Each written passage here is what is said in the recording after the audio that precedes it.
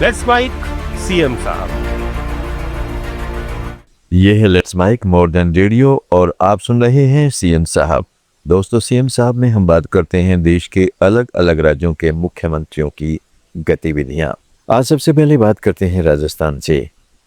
राजस्थान के मुख्यमंत्री भजनलाल शर्मा ने हिंदी पत्रकारिता दिवस के अवसर पर राज्य के सभी नए पुराने पत्रकारों को शुभकामनाएं दी। उन्होंने कहा है कि पत्रकारिता समाज का आईना होती है जो जनता की समस्याओं को सामने लाकर उनके समाधान की दिशा में काम करती है। हिंदी पत्रकारिता दिवस है आज। इस अवसर पर मैं आपके माध्यम से राजस्थान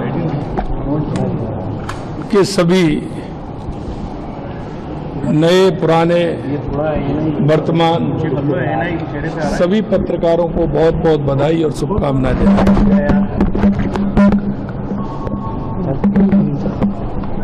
आज हिंदी पत्रकारिता दिवस हम सभी को मन में ये विश्वास और भाव,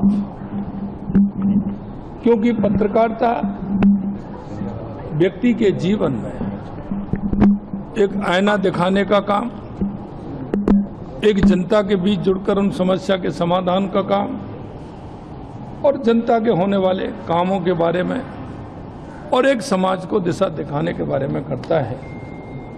मुझे विश्वास है। लखनऊ में आज नौसेना सूर्य वाटिका का भव्य लोकार्पण किया गया। इस अवसर पर समारोह को संबोधित करते हुए मुख्यमंत्री योगी आदित्यनाथ ने कहा कि विकसित भारत के निर्माण के लिए सेना के प्रति सम्मान की भावना बेहद आवश्यक है। उन्होंने कहा है कि बड़े लक्ष्यों को हासिल करने के लिए विराट सोच और मजबूत संकल्प की जरूरत होती है। भाव के साथ हम बड़े लक्ष्य को प्राप्त नहीं कर सकते। बड़े लक्ष्य को प्राप्त करने के लिए उस प्रकार की विराट सोच भी चाहिए।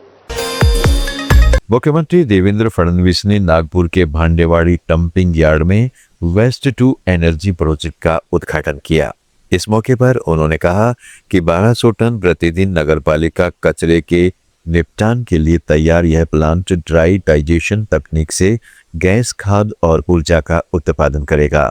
उन्होंने इसे देश का पहला ऐसा प्रोजेक्ट बताया और कहा है कि यह तकनीक कचरा प्रबंधन के क्षेत्र में बड़ी उपलब्धि साबित होगी।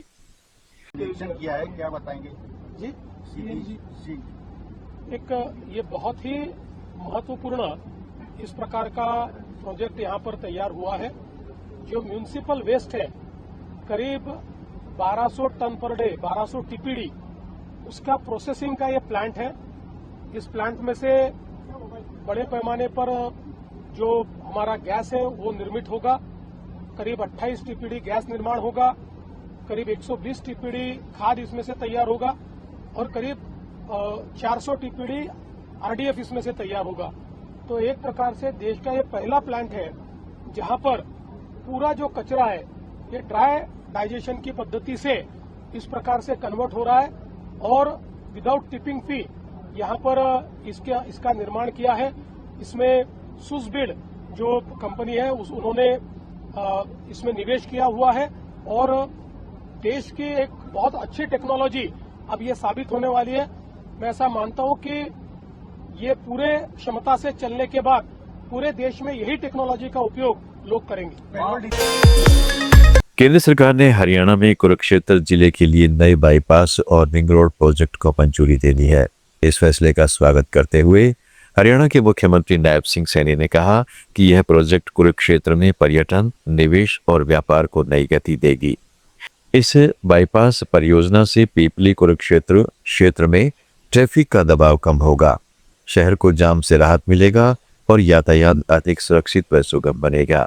लंबे समय से ये कुरुक्षेत्र के लोगों की मांग थी और मैं देश के यशस्वी प्रधानमंत्री आदरणीय नरेंद्र मोदी जी और हमारे केंद्रीय सड़क एवं परिवहन राजमार्ग मंत्री श्री नितिन गडकरी जी का धन्यवाद करना चाहूंगा कि जिनके मार्गदर्शन से कुरुक्षेत्र को लगभग 28 किलोमीटर लंबी बाईपास परियोजना की सौगात मिली है। ज्योतिसर के पास इंदबरी से शुरू होकर यह बाईपास कुरुक्षेत्र के दक्षिणी भाग से गुजरते हुए स्टेट हाईवे 6 और एमडीआर 119 किरमच रोड, अमीन रोड एवं एनएच 44 को जोड़ता हुआ मथाना स्टेट हाईवे पर यह समाप्त होगा। मुझे खुशी है इस बात की कि इस परियोजना से न केवल पीपली कुरुक्षेत्र में ट्रैफिक का दबाव कम होगा, बल्कि कुरुक्षेत्र शहर को जाम से स्थायी राहत भी मिलेगी। इस परियोजना के पूरा होने पर दिल्ली, यमुनानगर, हरिद्वार समेत पंजाब व कैथल की ओर से यातायात आसान और सुरक्षित हो जाएगा और ब्रह्म सरोवर, ज्योतिसर एवं अन्य धार्मिक स्थलों तक पहुंच आसान होने से कुरुक्षेत्र में जो पर्यटन है, पर्यटन और व्यापारियों को और खासकर जो निवेश और रोजगार को एक नई गति भी इससे मिलेगी। यह बाईपास हमारे लिए एक ग्रोथ इंजन का काम ये करेगा और हमारी ट्रिपल इंजन सरकार के विकास की ये प्रतिबद्धता का प्रतीक भी है। हमें क्योंकि लंबे समय से इस बाईपास की मांग हो रही थी, जो ये मांग अब पूरी हुई है। पश्चिम बंगाल के मुख्यमंत्री शुवेंदु अधिकारी ने कहा है कि राज्य में जनगणना 1 अगस्त 2027 से शुरू होकर अगले वर्ष 2028 फरवरी के अंत तक आयोजित की जाएगी। उन्होंने बताया कि राज्य में जनगणना का काम जल्दी और समय पर पूरा होना चाहिए ताकि बंगाल राष्ट्रीय स्तर पर चल रही जनगणना प्रक्रिया में पीछे न रह जाए। সবাইকে অনুরোধ করব যে এই যে প্রক্রিয়া চলবে আমাদের 1 আগস্ট থেকে ফেব্রুয়ারির এন্ডের মিডনাইট অবধি, এই পুরো প্রক্রিয়াতে সবাই মিলে এটাতে অংশগ্রহণ করবেন, কোঅপারেশন করবেন। যে নতুন দুটো সুবিধা এই প্রথম আমরা সেন্সাসে লাস্ট সেন্সাস 2011 হয়েছিল, তারপরে আমরা নতুন দুটো সুবিধা ভারতবর্ষ জুড়ে দেওয়া হচ্ছে এবং ভারতের বিভিন্ন রাজ্যে ইতিমধ্যে এই প্রক্রিয়া অনেকটা এগিয়ে গেছে, আমরা অনেকটা পিছিয়ে গেছি।